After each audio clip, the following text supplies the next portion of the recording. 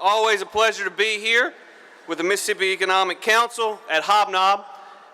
It's been an interesting year, a great year, and I don't know, did anyone when you came in the fairgrounds here today and maybe went to the restroom earlier notice any improvements around here? I want to tell you that Commissioner Cindy Hyde-Smith has led the charge to improve the quality of this facility. She has worked tirelessly to do it, and I think we should all give her a round of applause. And I think you've just seen the beginning, so Commissioner Hyde-Smith, thank you very much for your efforts. You know, it's been a very positive year in Mississippi, despite what you may have read. We've made some tremendous progress in a lot of different ways. You've heard me say this before, and you'll hear me say it again. I believe that our #1 priority in state government is job creation, bringing better and higher paying jobs to our state.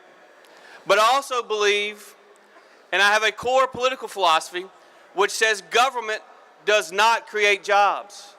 Government's role is to create an environment that encourages you in the private sector to invest capital and create jobs.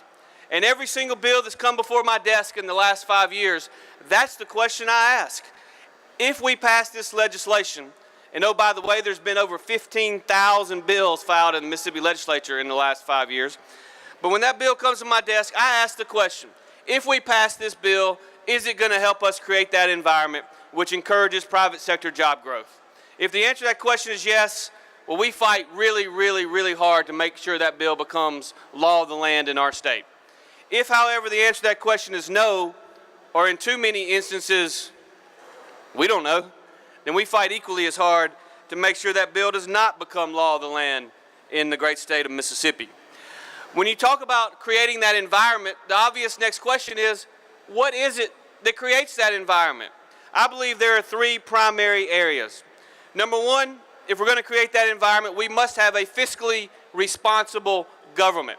No business, your business or any other business, is going to locate in an area in which the government is irresponsible with your money. You see, the reason you won't locate there is because if they're irresponsible with your money, the likelihood that your taxes are going to go up in the future is relatively high. And as you know, to you, taxes are nothing more than a cost of doing business. If your cost of doing business goes up, your ability to be competitive goes down.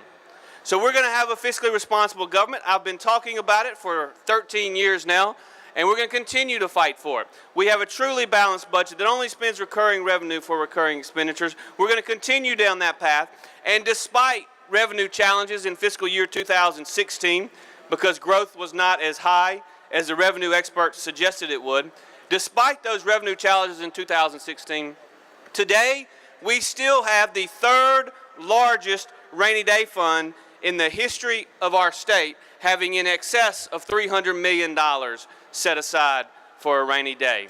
We have been and we will continue to be fiscally responsible with the dollars you send us. Secondly, if we're going to create that environment, we must have a tax code that is fair, one that is flat, one that encourages economic development, not one that discourages it. That's the reason we led the charge this year, working closely with Speaker Gunn and Governor Bryant to pass the largest tax cut in Mississippi history, called the Taxpayer Pay Raise Act, such that every person in our state that pays individual income taxes will get a tax break over the next 5 years, and that we no longer, once fully implemented, will tax capital in your business through the corporate franchise tax. You see, we have a core political philosophy which says if you want more of something, you ought to tax it less.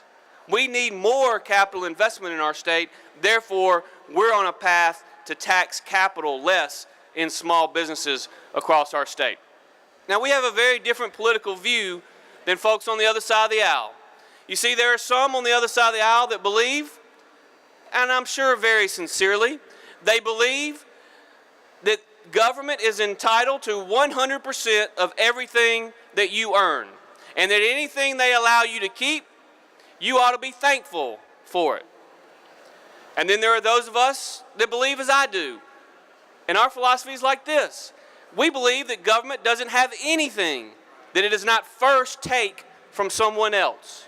And we believe that if we allow you to keep more of your money, It will be good for you individually. It'll be good for our economy in the long term.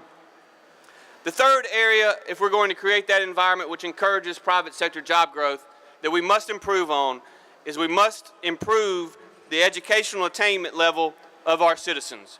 The Speaker talked about one of the initiatives that we are working on jointly with members of the legislature, with members of both parties, and we will continue to do so. But we have had some successes in public education, and we ought to spend more time talking about those successes. We've done things like the third grade gate. We've done things like focused on reading and focusing on literacy. We spent nearly $50 million in hiring reading coaches to help kids learn how to read by the time they leave the third grade, because we believe very strongly that from kindergarten to third grade, students need to be learning to read. But once they leave the third grade, they no longer need to be learning to read. They need to be reading to learn.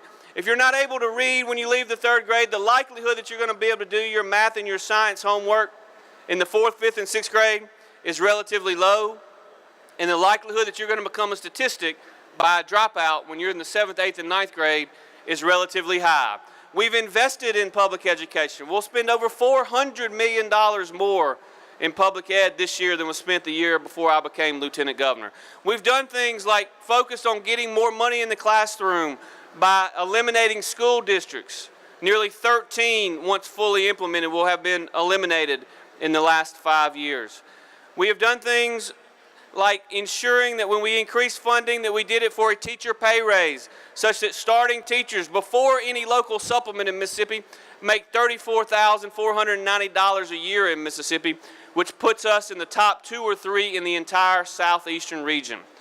The focus on raising the level of expectations in education, we've talked about it, but what I want you to know today is that it is actually working. You know, sometimes you don't get to read in the newspaper about the things that are going well. Someone said, our governor used to say often, that the press doesn't cover airplanes that land safely. But when it comes to public education in Mississippi, we're seeing tremendous progress. When we started 5 years ago, the national average for graduation rates was 82%. Mississippi at that time was 70.5%. Last year, the national average graduation rate was 82%. It has not changed in the last 5 years. In Mississippi, our graduation rate has improved from 70.5 to 80.8%. Over a 10-point uptick in graduation rates in our state. 4th grade reading and 4th grade math on the NAEP scores in the most recent data. NAEP said Mississippi was the only state in the country that saw significant improvement in both 4th grade reading and 4th grade math. In addition to that, students that were considered economically disadvantaged in Mississippi on their 4th grade NAEP scores last year scored at the national average. Now, at the national average is not good enough, but it's better than we've scored since they started keeping score on the NAEP scores. We're seeing significant improvement, and while I would love to stand here and take credit for every one of them, the fact of the matter is the people who deserve the credit in our state for the improved educational outcomes, all we've done is raise the level of expectations. The true people who deserve the credit are the administrators, the teachers in the classroom, the parents, and most importantly, our students in Mississippi. You see, when you raise the level of expectations, Mississippians rise up and meet those increased expectations. We in Mississippi need to spend a lot less time apologizing and a lot more time bragging on the positive successes that are going on here.